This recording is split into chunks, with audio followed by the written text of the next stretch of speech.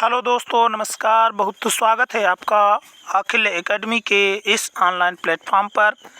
यहाँ पर दोस्तों हम लोग समसामयिकी क्रॉनिकल मैगजीन सितंबर 2024 की कवर कर रहे हैं और सितंबर 2024 के मैगजीन में हम लोग आज के इस पूरे टॉपिक में राष्ट्रीय घटनाक्रम को कवर करेंगे। तो दोस्तों चलिए आरंभ करते हैं आज के अपने इस सेशन का, जिसमें हम लोग बात करेंगे राष्ट्रीय घटनाक्रम सितंबर 2024 क्रॉनिकल मैगज़ीन की। तो क्रॉनिकल मैगज़ीन में राष्ट्रीय घटनाक्रम में क्या क्या हम लोग कवर करेंगे। सबसे पहले बात करेंगे प्रोजेक्ट अस्मिता के शुभारंभ की, फिर उसके बाद बात करेंगे डिजिटल भारत निधि की, उसके बाद दोस्तों वॉइस ओवर कलाकारों हेतु अप स्किलिंग कार्यक्रम द वॉइस बॉक्स की बात करेंगे। फिर दोस्तों CSIR और स्वामीनाथन रिसर्च फाउंडेशन के मध्य समझौता हुआ है, उसकी बात करेंगे। और उसके बाद 25 जून संविधान हत्या दिवस के रूप में मनाने की घोषणा की गई है गृह मंत्री अमित शाह के द्वारा, तो इसको देखेंगे। उसके बाद हम लोग राष्ट्रीय भूस्खलन पूर्वानुमान केंद्र के उद्घाटन की बात करेंगे। और फिर हम लोग बात करेंगे 500वें सामुदायिक रेडियो स्टेशन का उद्घाटन हुआ है और विश्व धरोहर सूची का 46वां सत्र नई दिल्ली में आयोजित हुआ था।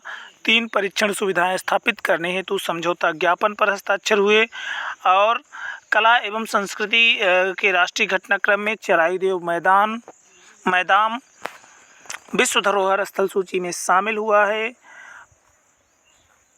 खारची पूजा उत्सव त्रिपुरा में मनाया गया और अभय मुद्रा क्या है इस पर बात करेंगे। प्रोजेक्ट PARI का शुभारंभ हुआ है।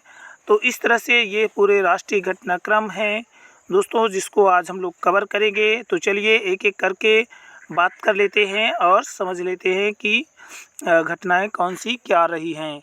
तो चलिए दोस्तों आरंभ करते हैं पहली राष्ट्रीय घटना की, जिसमें पहली घटना है प्रोजेक्ट अस्मिता का शुभारंभ। तो प्रोजेक्ट अस्मिता का शुभारंभ हुआ है। अस्मिता प्रोजेक्ट क्या है इसको देख लेते हैं।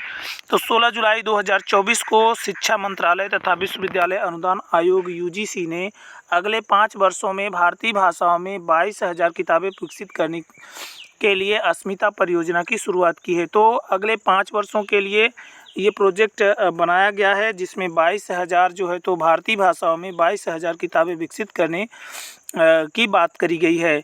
अस्मिता परियोजना का शुभारंभ उच्च शिक्षा सचिव संजय मूर्ति के द्वारा किया गया है। तो ये परियोजना है, इसकी शुरुआत किसने की है? तो इसका जो शुभारंभ है ये उच्च शिक्षा सचिव संजय मूर्ति जी हैं, उनके द्वारा इनकी इस परियोजना की शुरुआत की गई है। यह शिक्षा में भारतीय भाषाओं को बढ़ावा देने के लिए UGC और भारतीय भाषा समिति का एक संयुक्त प्रयास है। तो जो क्या है प्रोजेक्ट अस्मिता है, ये शिक्षा के क्षेत्र में भारतीय भाषाओं को बढ़ावा देने के लिए UGC और भारतीय भाषा समिति का एक संयुक्त प्रयास है। दोनों का मिला जुला क्या है प्रयास है। और भारतीय भाषा जो समिति है ये मंत्रालय के अधीन एक उच्चाधिकार प्राप्त समिति है। राष्ट्रीय शिक्षा नीति 2020 के अनुरूप शिक्षा प्रणाली में भारतीय भाषाओं को बढ़ावा देने के लिए सरकार के द्वारा की गई पहलों में से एक है। तो जो राष्ट्रीय शिक्षा नीति 2020 है उसके अनुरूप शिक्षा प्रणाली में भारतीय भाषाओं को बढ़ावा देने के लिए सरकार के द्वारा की गई जो पहल है, उन पहलों में से एक पहल ये भी है प्रोजेक्ट अस्मिता।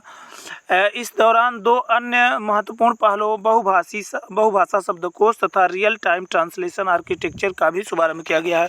तो इसी दौरान क्या किया गया था? 2 अन्य महत्वपूर्ण पहलों बहुभाषा शब्दकोश तथा रियल टाइम ट्रांसलेशन आर्किटेक्चर का शुभारंभ किया गया। बहुभाषा शब्दकोश बहुभाषी शब्दकोशों का एक विशाल भंडार बनाने की एक व्यापक पहल है। तो जो बहुभाषा शब्दकोश है ये क्या है? बहुभाषी शब्दकोशों का एक विशाल भंडार बनाने की एक व्यापक पहल है। यह पहल केंद्रीय भारतीय भाषा संस्थान द्वारा भारतीय भाषा समिति के सहयोग से शुरू की गई है। तो ये जो पहल है इसकी शुरुआत किसने की है? तो इसकी शुरुआत केंद्रीय भारतीय भाषा संस्थान के द्वारा भारतीय भाषा समिति के सहयोग से की गई है। और जो इस समय दूसरी जो पहल की शुरुआत हुई थी तो उसका नाम है रियल टाइम ट्रांसलेशन आर्किटेक्चर। तो रियल टाइम ट्रांसलेशन आर्किटेक्चर भारतीय भाषा में रियल टाइम यानी वास्तविक समय में अनुवाद क्षमताओं को बढ़ाने के लिए एक तकनीकी ढांचे के निर्माण की सुविधा प्रदान करेगा। तो जो रियल टाइम ट्रांसलेशन आर्किटेक्चर है ये क्या करेगा, भारतीय भाषा में रियल टाइम यानी वास्तविक समय में अनुवाद क्षमताओं को बढ़ाने के लिए एक तकनीकी ढांचे के निर्माण की सुविधा को भी क्या करेगा, प्रदान करेगा। यह पहल भारतीय भाषा समिति के सहयोग से राष्ट्रीय शिक्षा प्रौद्योगिकी मंच के द्वारा क्रियान्वित की जाएगी। तो दोनों पहलों में थोड़ा थोड़ा डिफरेंस है। जो क्या है बहुभाषा पहल है ये क्या है, केंद्रीय भारतीय भाषा संस्थान के द्वारा भारतीय भाषा समिति के सहयोग से शुरू की गई है। और रियल टाइम ट्रांसलेशन आर्किटेक्चर पहल ये क्या है, ये पहल भारतीय भाषा समिति के सहयोग से राष्ट्रीय शिक्षा प्रौद्योगिकी मंच के द्वारा क्रियान्वित की जाएगी। तो राष्ट्रीय शिक्षा प्रौद्योगिकी मंच रियल टाइम ट्रांसलेशन आर्किटेक्चर का क्या करेगा, क्रियान्वयन करेगा। और केंद्रीय भारतीय भाषा संस्थान भारतीय भाषा समिति के सहयोग से क्या करेगा, ये जो है तो बहुभाषा शब्दकोश पहल को क्या करेगा, शुरू करेगा। तो इस तरह से ये घटना हो गई प्रोजेक्ट अस्मिता। अब आगे बात कर लेते हैं डिजिटल भारत निधि की। तो डिजिटल भारत निधि एक क्या बनाई गई है, डिजिटल भारत के लिए निधि बनाई गई है। तो 4 जुलाई 2024 को दूरसंचार विभाग DOT ने डिजिटल भारत निधि को क्रियान्वित करने के लिए मसौदा नियम जारी किए, जो ग्रामीण क्षेत्रों में दूरसंचार कनेक्टिविटी को बढ़ाने के लिए केंद्र सरकार का एक नया प्रयास है। तो ये डिजिटल भारत निधि क्या है, ग्रामीण क्षेत्रों में दूरसंचार कनेक्टिविटी को बढ़ाने के लिए केंद्र सरकार का एक नया प्रयास है। और ये 4 जुलाई 2024 को दूरसंचार विभाग ने क्या किया है, इसको क्रियान्वित करने के लिए एक मसौदा नियम जारी किया है। डिजिटल भारत निधि दूरसंचार विभाग की एक नई पहल है। तो दूरसंचार विभाग की क्या है, एक नई पहल है डिजिटल भारत निधि DBN। तो डिजिटल भारत निधि क्या है, दूरसंचार विभाग की एक पहल है। यह पूर्ववर्ती सार्वभौमिक सेवा दायित्व का स्थान लेगी। और ये क्या है, जो पूर्ववर्ती सार्वभौमिक सेवा दायित्व निधि थी उसका क्या कर लेगी, स्थान ले लेगी, उसकी जगह पर डिजिटल भारत निधि आ जाएगी। इस धनराशि का उपयोग दूर दराज और ग्रामीण क्षेत्रों में दूरसंचार नेटवर्क के विस्तार के लिए किया जाएगा। तो ये जो धनराशि है इसका जो उपयोग है ये दूर दराज के जो क्षेत्र हैं और जो ग्रामीण क्षेत्र हैं वहाँ पे दूरसंचार नेटवर्क का विस्तार करने के लिए किया जाएगा। सार्वभौमिक सेवा दायित्व निधि सभी दूरसंचार निधि परिचालकों पर उनके समायोजन सकल राजस्व पर लगाए गए 5% सार्वभौमिक सेवा शुल्क से उत्पन्न निधियों का एक समूह है। तो सार्वभौमिक सेवा दायित्व निधि क्या है, सभी दूरसंचार निधि परिचालकों पर उनके समायोजित सकल राजस्व पर लगाए गए 5% सार्वभौमिक सेवा शुल्क से उत्पन्न निधियों का क्या है, एक समूह है। तो 5% क्या होता था, राजस्व मिलता था सार्वभौमिक सेवा शुल्क के रूप में, सार्वभौमिक सेवा दायित्व निधि में जमा होता था। दूरसंचार अधिनियम के अनुसार डिजिटल भारत निधि के लिए दूरसंचार कंपनियों द्वारा किया गया योगदान सबसे पहले भारत की समेकित निधि में जमा किया जाए। तो ये जो योगदान होगा, जो दूरसंचार कंपनियां हैं ये जो अपना योगदान करेंगी वो सबसे पहले भारत की समेकित निधि में क्या किया जाएगा, जमा किया जाएगा। सरकार को मिलने वाले सभी राजस्व जिसमें लिए गए ऋण और ऋण के पुनः भुगतान से प्राप्त सभी धनराशियाँ इसमें शामिल होंगी। तो जो सरकार को मिलने वाली सभी राजस्व होंगे और जिसमें लिए गए ऋण और ऋण के पुनर्भुगतान से प्राप्त धनराशि ये सभी क्या हो जाएंगे, शामिल हो जाएंगे। तो सरकार से मिलने वाले जो सभी राजस्व होंगे तो उनमें क्या होगा, ऋण और ऋण के पुनर्भुगतान से जो राशि मिलेगी वो सभी इसमें शामिल हो जाएगी। आगे बात कर लेते हैं, समेकित निधि में जमा किए जाते हैं और सरकार अपने व्यय भी इसी कोष से करती है और ये समेकित निधि से ही सरकार अपने सारे व्यय करेगी। वॉइस ओवर कलाकारों हेतु अप स्किलिंग कार्यक्रम अगली खबर है। वॉइस ओवर कलाकारों हेतु अप स्किलिंग कार्यक्रम। तो द वॉइस बॉक्स, तो ये द वॉइस बॉक्स नाम से एक क्या किया गया है, अप स्किलिंग कार्यक्रम वॉइस ओवर कलाकारों के लिए शुरू किया गया है। 18 जुलाई 2024 को राष्ट्रीय फिल्म विकास निगम एनएफडीसी राष्ट्रीय फिल्म विकास निगम ने भारत में वॉइस ओवर कलाकारों के लिए द वॉइस बॉक्स नामक एक कौशल उन्नयन कार्यक्रम शुरू करने के उद्देश्य से नेटफ्लिक्स इंडिया के एक समझौते पर हस्ताक्षर किया है। तो हस्ताक्षर किया गया है नेटफ्लिक्स इंडिया के साथ एक समझौते पर, और क्या है 18 जुलाई 2024 को राष्ट्रीय फिल्म विकास निगम ने भारत में क्या किया है, वॉइस ओवर कलाकारों के लिए वॉइस बॉक्स नामक कौशल उन्नयन कार्यक्रम है। तो द वॉइस बॉक्स क्या है, एक कौशल उन्नयन कार्यक्रम है जिसको शुरू करने के उद्देश्य से क्या किया गया है, नेटफ्लिक्स इंडिया के साथ एक समझौता हस्ताक्षर किया गया है। यह अप स्किलिंग कार्यक्रम Netflix fund for creative equity द्वारा प्रायोजित है। तो ये जो कार्यक्रम है ये Netflix fund for creative equity के द्वारा प्रायोजित है। इस पहल का उद्देश्य भारतीय सिनेमा को बढ़ावा देना तथा मीडिया एवं मनोरंजन उद्योगों में प्रतिभाओं को पोषित करना है। तो ये जो क्या है उद्देश्य है, इसका जो ये जो पहल है इसका जो मेन उद्देश्य है वो क्या है, भारतीय सिनेमा को बढ़ावा देना तथा मीडिया एवं मनोरंजन उद्योगों में प्रतिभाओं को पोषित करना है। वॉइस बॉक्स कार्यक्रम 8 भाषाओं पर ध्यान केंद्रित करते हुए वॉइस ओवर कलाकारों के लिए पूर्व शिक्षण की मान्यता प्रशिक्षण प्रदान करता है। तो पूर्व शिक्षण की मान्यता और प्रशिक्षण प्रदान करता है। तो वॉइस बॉक्स कार्यक्रम क्या करेगा, 8 भाषाओं पर ध्यान केंद्रित करते हुए वॉइस ओवर कलाकारों के लिए पूर्व शिक्षण की मान्यता एवं प्रशिक्षण प्रदान करेगा। ये 8 प्रमुख भाषाएं कौन सी होंगी, तो अंग्रेजी, हिंदी, मराठी, बंगाली, मलयालम। तो अंग्रेजी, हिंदी, मराठी, बंगाली, मलयालम, तमिल, तेलुगु, गुजराती हैं। तो मराठी, बंगाली, मलयालम, तमिल, तेलुगु, गुजराती हैं। 3-3 करके याद करेंगे। तो यहाँ पे अंग्रेजी, हिंदी, मराठी, बंगाली, मलयालम, तमिल, तेलुगु और गुजराती हैं। तो इस तरह से याद कर लेंगे। 8 प्रमुख भाषाएं हैं, इनके लिए पूर्व शिक्षण की मान्यता और प्रशिक्षण प्रदान किया जाएगा वॉइस ओवर कलाकारों को। प्रत्येक बैच में अधिकतम 30 प्रतिभागी शामिल होंगे, जिनमें से कुल 210 का चयन प्रारंभिक स्क्रीनिंग के माध्यम से किया जाएगा। तो जो कुल क्या है 210 हैं, इनका चयन प्रारंभिक स्क्रीनिंग के माध्यम से किया जाएगा। इनमें कम से कम 50% महिलाएं होंगी, और इसमें महिलाओं की भागीदारी 50% कम से कम 50% रखी गई है। राष्ट्रीय फिल्म विकास निगम सूचना एवं प्रसारण मंत्रालय के तहत एक सार्वजनिक क्षेत्र का उद्यम है। तो याद रखेंगे, जो राष्ट्रीय फिल्म विकास निगम है ये सूचना और प्रसारण मंत्रालय के तहत एक सार्वजनिक क्षेत्र का उद्यम है। भारत सरकार द्वारा एनएफडीसी राष्ट्रीय फिल्म विकास निगम का जो गठन है वो वर्ष 1975 में किया गया था। आगे बात कर लेते हैं अगली खबर। CSIR और स्वामीनाथन रिसर्च फाउंडेशन के मध्य समझौता हुआ है। तो 9 जुलाई 2024 को वैज्ञानिक और औद्योगिक अनुसंधान परिषद CSIR तथा MS स्वामीनाथन रिसर्च फाउंडेशन ने एक समझौता ज्ञापन MOU मेमोरेंडम ऑफ अंडरस्टैंडिंग पर हस्ताक्षर किए हैं। तो 9 जुलाई 2024 को क्या हुआ है, CSIR एवं स्वामीनाथन रिसर्च फाउंडेशन के मध्य समझौता ज्ञापन पर हस्ताक्षर हुए हैं। इस समझौते पर हस्ताक्षर CSIR के महानिदेशक डॉक्टर N कलाईसेल्वी और MSSRF के अध्यक्ष डॉक्टर सौम्या स्वामीनाथन के द्वारा किए गए हैं। तो दोनों लोगों ने क्या किया है, हस्ताक्षर इसमें किए हैं। और इस समझौते का जो उद्देश्य है वो क्या है, भारत में ग्रामीण, आदिवासी और कृषक समुदायों के बीच आजीविका के अवसरों को बढ़ाना है। तो जो उद्देश्य है वो समझौते का जो उद्देश्य है वो क्या है कि भारत में ग्रामीण, आदिवासी और कृषक समुदायों के बीच जो आजीविका का अवसर है उसको बढ़ा दिया जाए। समझौते ज्ञापन के तहत प्रौद्योगिकी सुविधा भागीदार के रूप में CSIR ने अपनी प्रयोगशालाओं से कम लागत वाली सस्ती और क्षमतावान प्रौद्योगिकियों और तकनीकी सहायता प्रदान करेगा।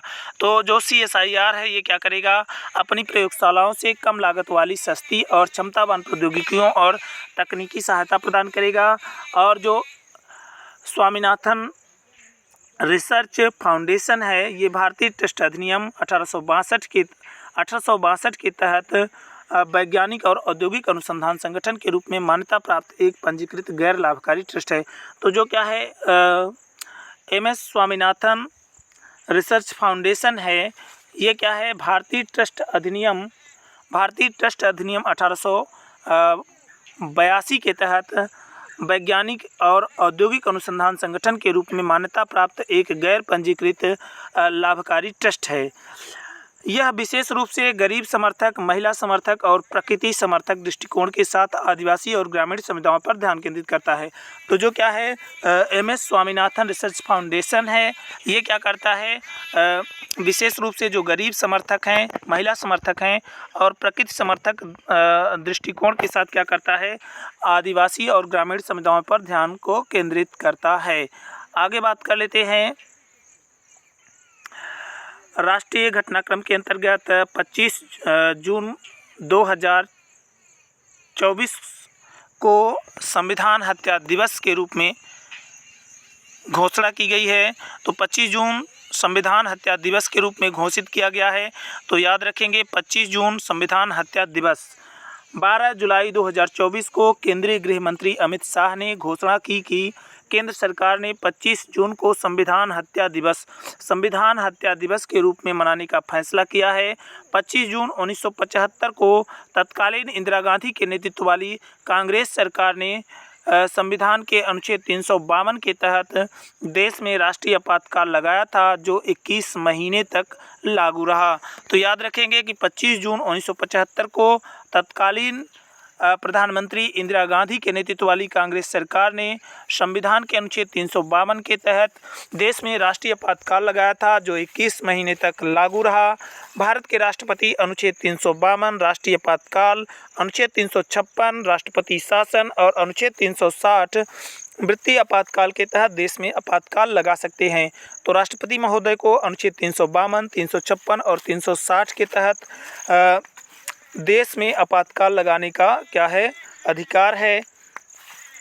अनुच्छेद 352 के तहत राष्ट्रपति को आपातकाल की स्थिति घोषित करने का अधिकार है यदि वह संतुष्ट हो कि देश या उसके किसी हिस्से की सुरक्षा युद्ध, बाह्य आक्रमण या सशस्त्र विद्रोह आंतरिक आपातकाल के कारण खतरे में है। तो राष्ट्रपति केवल केंद्रीय मंत्रिमंडल की लिखित सलाह पर अनुच्छेद 352 के तहत आपातकाल लगा सकते हैं। संविधान में केंद्रीय मंत्रिमंडल शब्द का प्रयोग सिर्फ एक बार अनुच्छेद 352 में किया गया है। आंतरिक अशांति शब्द को 44वें संविधान संशोधन 1978 के द्वारा सशस्त्र विद्रोह द्वारा प्रतिस्थापित कर दिया गया है। तो जो क्या था, मूल संविधान था, वहां पर आंतरिक अशांति शब्द था, लेकिन उसको 44वें संविधान संशोधन 1978 के द्वारा सशस्त्र विद्रोह के शब्द के द्वारा प्रतिस्थापित कर दिया गया है। मतलब उसकी जगह पर अब शब्द प्रयोग होने लगा है सशस्त्र विद्रोह। तो इस तरह से ये घटना हो गई संविधान हत्या दिवस के रूप में 25 जून को मनाए जाने की घोषणा जो है तो हमारे गृह मंत्री अमित शाह जी के द्वारा की गई है। आगे बात कर लेते हैं। राष्ट्रीय भूस्खलन पूर्वानुमान केंद्र का उद्घाटन हुआ है। इसकी तो राष्ट्रीय भूस्खलन पूर्वानुमान केंद्र का उद्घाटन हुआ है 19 जुलाई 2024 को केंद्रीय कोयला एवं खान मंत्री जी किशन रेड्डी ने कोलकाता में भारतीय भूवैज्ञानिक सर्वेक्षण के परिसर में राष्ट्रीय भूस्खलन पूर्वानुमान केंद्र का उद्घाटन किया है। इस अवसर पर भू संकेत वेब पोर्टल तथा भूस्खलन मोबाइल ऐप का भी शुभारंभ किया गया।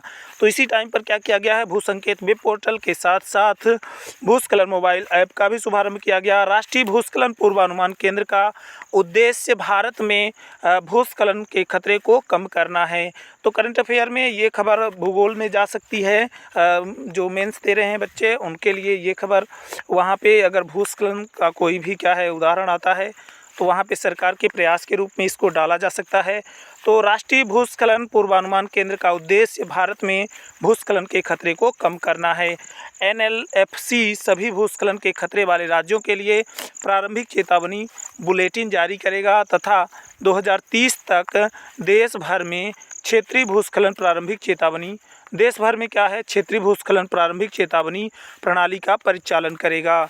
तो इस तरह से ये परिचालन करेगा और साथ ही साथ भू संकेत वेब पोर्टल भूस्खलन के खतरों पर प्रासंगिक डेटा और जानकारी के प्रसार की सुविधा प्रदान करेगा तथा देश में लघु श्रेणी और मध्यम श्रेणी के भूस्खलन पूर्वानुमान की शुरुआत करेगा। आगे बात कर लेते हैं। GSI geological survey of India की स्थापना 1851 में मुख्य रूप से रेलवे के लिए कोयला भंडार खोजने के लिए की गई थी। तो जो क्या है जियोलॉजिकल सर्वे ऑफ इंडिया है, इसकी जो स्थापना है वो 1851 में मुख्य रूप से रेलवे के लिए कोयला भंडार खोजने के लिए की गई थी। इसका मुख्यालय कोलकाता में है। इसका मुख्य कार्य राष्ट्रीय भूवैज्ञानिक सूचना और खनिज संसाधन आकलन का निर्माण और इसे अद्यतन करना है। तो इसका जो मेन कार्य है, मेन फंक्शन है वो क्या है, राष्ट्रीय भूवैज्ञानिक सूचना और खनिज संसाधन आकलन का निर्माण और इसे अद्यतन करना है। तो कोलकाता में इसका क्या है, मुख्यालय है। याद रखेंगे 1851 में इसकी स्थापना की गई थी। कोयला भंडार खोजने के लिए, रेलवे के लिए कोयला भंडार खोजने हेतु इसकी स्थापना कब की गई थी, तो 1851 में की गई थी। आगे बात कर लेते हैं, विश्व धरोहर समिति का 46वां सत्र हुआ है। याद रखेंगे भारत में हुआ है, नई दिल्ली में हुआ है।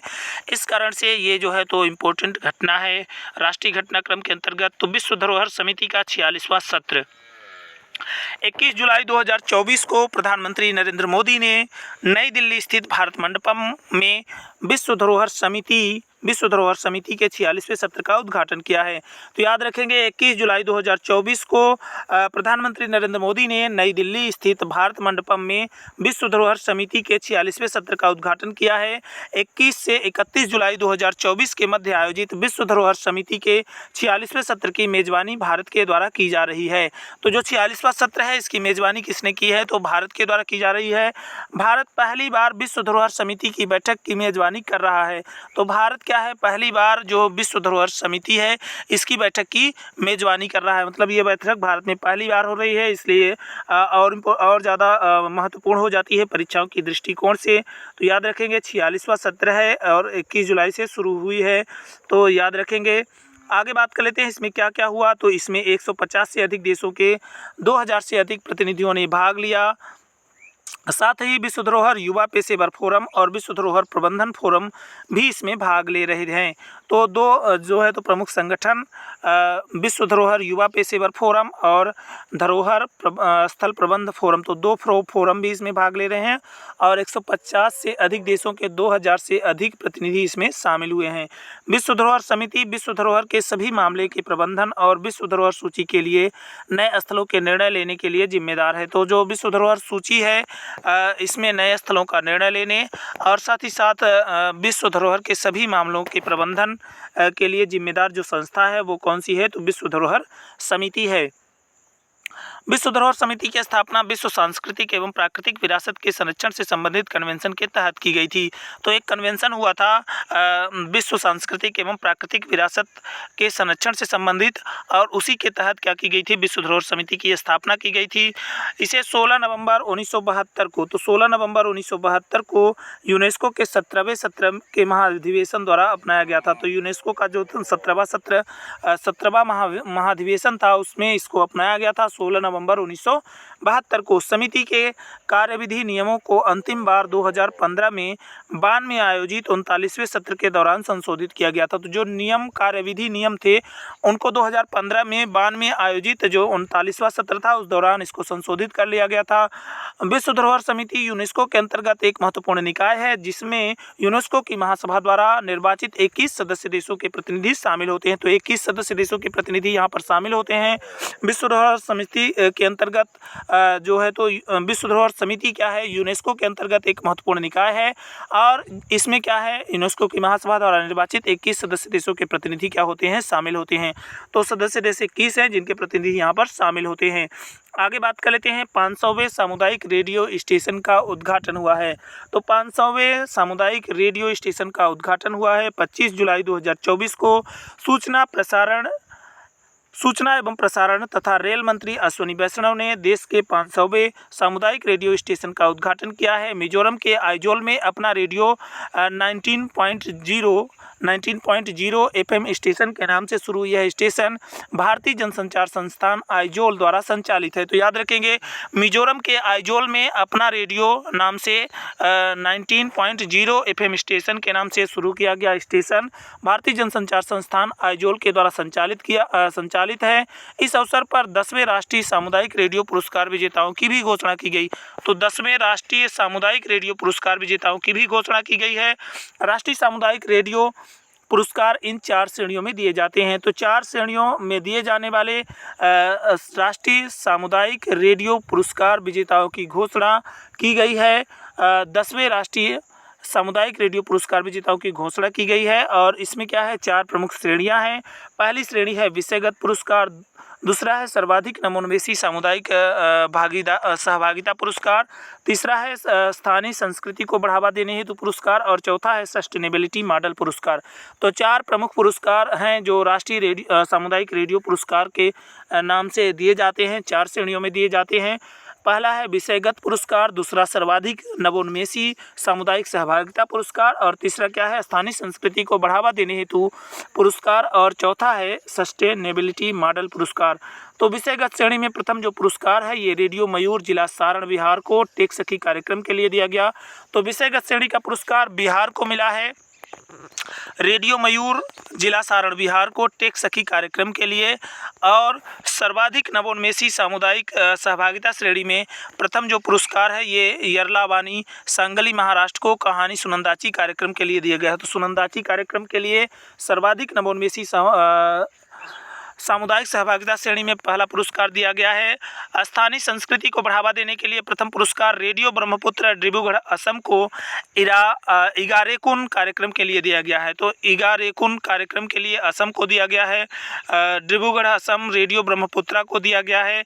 सस्टेनेबिलिटी मॉडल श्रेणी में जो पहला पुरस्कार है ये bishop Benziger hospital society Kollam Kerala द्वारा संचालित रेडियो बेजिंगर को दिया गया है। तो रेडियो बेजिंगर को मिला है सस्टेनेबिलिटी मॉडल श्रेणी का पुरस्कार। और इगारेकुन कार्यक्रम के लिए रेडियो ब्रह्मपुत्रा को दिया गया है, स्थानीय संस्कृति को बढ़ावा देने के लिए जो पहला पुरस्कार है वो मिला है। और साथ ही साथ दो अन्य पुरस्कार हैं वो क्रमशः मिले हैं विषयगत श्रेणी का रेडियो मयूर सारण बिहार को, और जो नवोन्मेषी सामुदायिक सहभागिता श्रेणी में पहला पुरस्कार है ये महाराष्ट्र के सांगली यरलावानी सांगली महाराष्ट्र को मिला है और सुनंदाची कार्यक्रम के लिए। तो इस तरह से ये 500वां जो है तो रेडियो कार्यक्रम के साथ साथ जो है तो 10 रेडियो पुरस्कार भी, सामुदायिक रेडियो पुरस्कार भी प्रदान किए गए हैं, उनको हम लोगों ने देखा। आगे बात कर लेते हैं 3 परीक्षण सुविधाएं स्थापित करने हेतु समझौता ज्ञापन हुआ है। तो 2 जुलाई 2024 को रक्षा मंत्रालय ने defence testing infrastructure scheme DTIS defence testing infrastructure scheme के तहत तमिलनाडु औद्योगिक विकास निगम लिमिटेड के साथ चेन्नई में समझौता ज्ञापन पर हस्ताक्षर किए हैं। तो 2 जुलाई को जो रक्षा मंत्रालय है इसने डिफेंस टेस्टिंग इंफ्रास्ट्रक्चर स्कीम के तहत एक स्कीम थी इसकी रक्षा मंत्रालय की जिसका नाम था डिफेंस टेस्टिंग इंफ्रास्ट्रक्चर स्कीम, और इस स्कीम के तहत तमिलनाडु औद्योगिक विकास निगम लिमिटेड के साथ चेन्नई में एक समझौता ज्ञापन पर हस्ताक्षर किया गया है। यह समझौता मानव रहित हवाई प्रणाली, इलेक्ट्रॉनिक वारफेयर और इलेक्ट्रो ऑप्टिक्स डोमेन से संबंधित 3 अत्याधुनिक परीक्षण सुविधाएं स्थापित करने के लिए किया गया है। तो ये जो समझौता है ये मानव रहित, मनुष्य यहाँ पे नहीं रहेगा, मानव रहित हवाई प्रणाली, इलेक्ट्रॉनिक वारफेयर और इलेक्ट्रो ऑप्टिक्स डोमेन से संबंधित 3 अत्याधुनिक परीक्षण सुविधाएं स्थापित करने के लिए ये समझौता ज्ञापन किया गया है। तो इसे याद रखेंगे। आगे बात कर लेते हैं, इसका जो उद्देश्य है वो क्या है, स्वदेशी रक्षा उत्पादन को बढ़ावा देना, सैन्य उपकरणों के आयात को कम करना एवं रक्षा में आत्मनिर्भरता को बढ़ाना है। तो जो ये इसका उद्देश्य है वो क्या है, जो स्वदेशी रक्षा उत्पादन है इसको बढ़ावा दिया जाए और सैन्य उपकरणों के आयात को कम किया जाए और साथ ही साथ रक्षा में आत्मनिर्भरता को बढ़ाया जाए। ये सुविधाएं तमिलनाडु रक्षा औद्योगिक गलियारे को बढ़ावा देने और इसकी परीक्षण सुविधाओं को बढ़ाने में सहायता करेगी। तो ये जो क्या है सुविधाएं हैं ये तमिलनाडु रक्षा औद्योगिक गलियारे को बढ़ावा देने और इसकी परीक्षण सुविधाओं को बढ़ाने में सहायता करेगी। डिफेंस टेस्टिंग इंफ्रास्ट्रक्चर स्कीम को मई 2020 में 400 करोड़ रुपए के परिव्यय के साथ लॉन्च किया गया था। तो ये जो डिफेंस टेस्टिंग इंफ्रास्ट्रक्चर स्कीम है इसको मई 2020 में ही क्या कर दिया गया था, 400 करोड़ रुपए के परिव्यय के साथ लॉन्च किया गया था। इस स्कीम के तहत सरकारी वित्त पोषण में 75% तक अनुदान सहायता शामिल होती है, जबकि शेष 25% को विशेष प्रयोजन वाहनों द्वारा वित्त पोषित किया जाता है। तो जो विशेष प्रयोजन वाहन है उनके द्वारा वित्त पोषित किया जाता है शेष 25% को। और इसमें क्या किया जाता है, भारतीय निजी संस्थाओं और केंद्र राज्य सरकारें शामिल हैं। तो इसमें शामिल जो सरकारें हैं वो कौन सी हैं, तो भारत की निजी संस्थाएं हैं और केंद्र राज्य सरकारें शामिल हैं। DTIS के तहत तमिलनाडु में 4 और उत्तर प्रदेश में 3 स्वीकृत परीक्षण सुविधाएं हैं। तो 4 और 3 कुल 7 जो है तो परीक्षण सुविधाएं हैं तमिलनाडु और उत्तर प्रदेश में क्रमशः 4 एवं 3 स्वीकृत परीक्षण सुविधाएं हैं। आगे बात कर लेते हैं कला एवं संस्कृति की। तो कला एवं संस्कृति के राष्ट्रीय घटनाक्रम में चराई देव मैदान विश्व धरोहर स्थल सूची में शामिल किया गया है। 26 जुलाई 2024 को असम के चराई देव मैदान को सांस्कृतिक संपत्ति श्रेणी के तहत यूनेस्को की विश्व धरोहर स्थल सूची में शामिल किया गया है। यह निर्णय दिल्ली में विश्व धरोहर समिति के 46वें सत्र के दौरान लिया गया है। तो ये जो निर्णय है ये दिल्ली में विश्व धरोहर समिति के 46वें सत्र के दौरान लिया गया है। यह यूनेस्को की विश्व धरोहर स्थल सूची में शामिल भारत का 43वां स्थल है। तो भारत का कौन सा स्थल है? तो 43वां स्थल है और 46वें सत्र के दौरान यहाँ दिल्ली में निर्णय लिया गया है विश्व धरोहर समिति के द्वारा। तो यह यूनेस्को की विश्व धरोहर स्थल सूची में शामिल भारत का 43वां स्थल है। तो 43वां स्थल। अब भारत के विश्व धरोहर सूची में कुल कितने स्थल हो गए हैं? तो 43 स्थल हो गए हैं। चराई देव मैदान या चराई देव मैदान पूर्वोत्तर भारत का पहला सांस्कृतिक विरासत स्थल है। तो पूर्वोत्तर भारत का ये पहला है सांस्कृतिक विरासत स्थल। इस कारण से इम्पोर्टेंट हो जाता है। प्रश्न बनेगा कि हाल ही में चराई देव मैदान को यूनेस्को के द्वारा विश्व विरासत के सांस्कृतिक विरासत स्थल के रूप में शामिल किया गया है। ये किस राज्य में पड़ता है? तो ये असम में पड़ता है। तो याद रखेंगे, इसको यूनेस्को के द्वारा मान्यता दी गई है। तो इसको यूनेस्को ने क्या कर दी है? मान्यता प्रदान की है। असम के प्राकृतिक श्रेणी के तहत 2 अन्य ऐसे स्थल हैं। असम में जो प्राकृतिक श्रेणी है उसके तहत 2 अन्य ऐसे स्थल हैं जो यूनेस्को की विश्व धरोहर सूची में शामिल हैं। ये स्थल है काजीरंगा राष्ट्रीय उद्यान और मानस राष्ट्रीय उद्यान, और इन दोनों को ही बाघ अभयारण्य में अपग्रेड किया गया है। तो ये दोनों क्या कर दिए गए हैं? काजीरंगा और मानस दोनों ही क्या कर दिए गए हैं? बाघ अभयारण्य के रूप में अपग्रेड कर दिए गए हैं। मोइदाम क्या है? तो मोइदाम अहोम राजवंश की टीला दफनाने की प्रणाली थी। तो मोइदाम क्या है? अहोम राजवंश की टीला दफनाने की प्रणाली थी। 13वीं से 19वीं शताब्दी तक ये क्या थी? टीला दफनाने की प्रणाली थी अहोम राजवंश की। असम के चराईदेव जिले में अहोम राजवंश के राजघरानों की टीला दफनाने की प्रणाली की तुलना प्राचीन चीन के शाही मकबरों और मिस्र के फराओं के पिरामिडों से की जा सकती है। तो जो क्या है, चीन के जो शाही मकबरे हैं और साथ ही साथ मिस्र के जो फराव हैं वहाँ के पिरामिड से इसकी तुलना कर सकते हैं। अहोम शासन लगभग 600 वर्षों तक चला, जब तक कि 1826 में अंग्रेज़ों ने असम पर कब्जा नहीं कर लिया। तो अंग्रेज़ों ने कब्जा कब किया था? तो 1826 में किया था असम पर। उससे पहले 600 वर्षों तक यहाँ पर अहोम शासन चलता था, अहोम राजवंश का शासन था। गुबा घाटी से 400 किलोमीटर पूर्व में स्थित चराईदेव 1253 में चाओलुंग सिउ काफा द्वारा स्थापित अहोम राजवंश की पहली राजधानी था। तो गुबा घाटी से इसकी दूरी 400 किलोमीटर है और 400 किलोमीटर पूर्व में स्थित है। ये 1253 में इसकी स्थापना की गई थी चाओलुंग सिउ काफा द्वारा, और ये क्या था? अहोम राजवंश की पहली राजधानी के रूप में भी स्थापित हुआ था। हालांकि 18वीं शताब्दी के बाद अहोम शासकों ने दाह संस्कार की हिंदू पद्धति को अपना लिया था। तो 18वीं शताब्दी के बाद ही क्या हुआ था? जो अहोम शासक थे उन्होंने दाह संस्कार की प्रणाली को अपना लिया था, हिंदू पद्धति की। और यहाँ पे वो क्या करते थे? दाह संस्कार के बाद बची हुई हड्डियों को, राख को चराईदेव स्थित मोइदाम में दफना दिया करते थे। आगे बात कर लेते हैं खारची पूजा उत्सव की। तो 26 जून 2024 से 2 जुलाई 2024 के मध्य त्रिपुरा में प्राचीन पारंपरिक हिंदू त्यौहार खारची पूजा मनाया गया।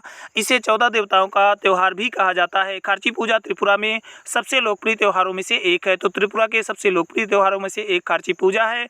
14 देवताओं के मंदिर परिसर अगरतला में इसको मनाया जाता है। 14 देवताओं का मंदिर महाराजा कृष्ण माणिक्य के शासनकाल के दौरान बनवाया गया था।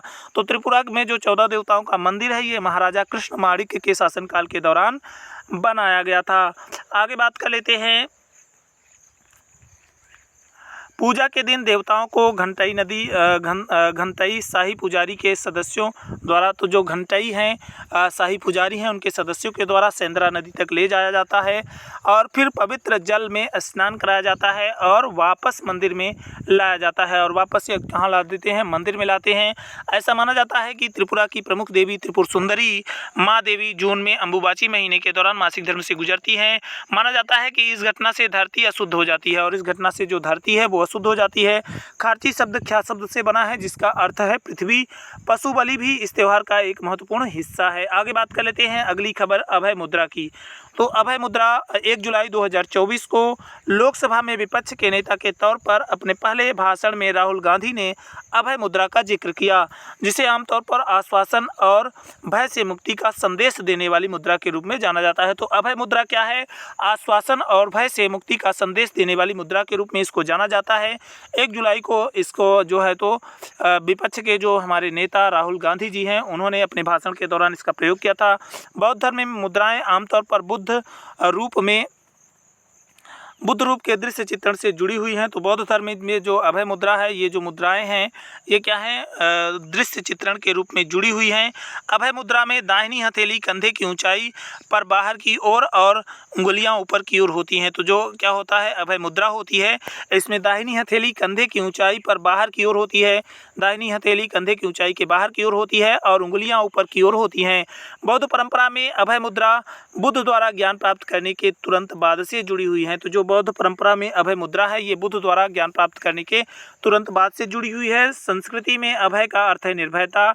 इस प्रकार यह मुद्रा सुरक्षा, शांति और भय को दूर करने की प्रतीक है। तो जो अभय मुद्रा है ये सुरक्षा, शांति और भय को दूर करने का प्रतीक है। समय के साथ अभय मुद्रा हिंदू कला में भी दिखाई दी है। तो अभय मुद्रा हिंदू कला में भी दिखाई दी है। आगे बात कर लेते हैं प्रोजेक्ट पारी की, PARI। तो जुलाई 2024 में संस्कृति मंत्रालय ने विश्व धरोहर समिति के 46वें सत्र के लिए project PARI public art of India की शुरुआत की है। तो याद रखेंगे कि विश्व धरोहर समिति के 46वें सत्र के दौरान project PARI public art of India की शुरुआत की गई है। विश्व धरोहर समिति का 46वां सत्र 21 से 31 जुलाई 2024 के मध्य नई दिल्ली के भारत मंडपम अंतर्राष्ट्रीय प्रदर्शनी एवं सम्मेलन केंद्र में आयोजित किया जा रहा है। यह परियोजना ललित कला अकादमी द्वारा राष्ट्रीय आधुनिक कला गैलरी के सहयोग से शुरू की गई है। इस सौंदर्यीकरण योजना के तहत पारंपरिक कला रूपों के साथ साथ मूर्तियां, वृत्ति चित्र आदि बनाए जा रहे हैं। रचनात्मक कैनवास में फड़ पेंटिंग्स राजस्थान की, थंगका पेंटिंग सिक्किम लद्दाख की और लघु चित्रकला हिमाचल प्रदेश की, गौड़ कला मध्य प्रदेश की, तंजौर पेंटिंग तमिलनाडु की, कलमकारी पेंटिंग आंध्र प्रदेश की, अल्पना कला पश्चिम बंगाल की, वेरियल पेंटिंग तेलंगाना की, पिछवाई पेंटिंग राजस्थान की, लांजिया सौरा उड़ीसा की, पट्टचित्र पश्चिम बंगाल की, वणी ठणी राजस्थान की, वारली महाराष्ट्र की, पिथौरा कला गुजरात की, एपण जो कला है ये क्या है, उत्तराखंड की है, केरल वृत्ति चित्र केरल का है, अल्पना कला त्रिपुरा और अन्य जो शैलियों से प्रेरित कलाकृतियाँ थी वो यहाँ पर शामिल की गई थी। भारत सरकार द्वारा ललित कला अकादमी, राष्ट्रीय कला अकादमी नई दिल्ली की स्थापना एक स्वायत्त निकाय के रूप में 5 अगस्त 1954 को की गई थी। तो 5 अगस्त 1954 को भारत सरकार के द्वारा ललित कला अकादमी, राष्ट्रीय कला अकादमी की स्थापना नई दिल्ली में की गई थी स्वायत्त निकाय के रूप में। इसे 11 मार्च 1957 को सोसाइटी पंजीकरण अधिनियम 1860 के तहत पंजीकृत किया गया था और इसको 11 मार्च 1957 को सोसाइटी पंजीकरण अधिनियम 1860 के तहत क्या कर दिया गया, पंजीकृत कर दिया गया था। आगे बात कर लेते हैं। तो दोस्तों राष्ट्रीय घटनाक्रम का हमारा ये वीडियो यहीं से समाप्त होता है।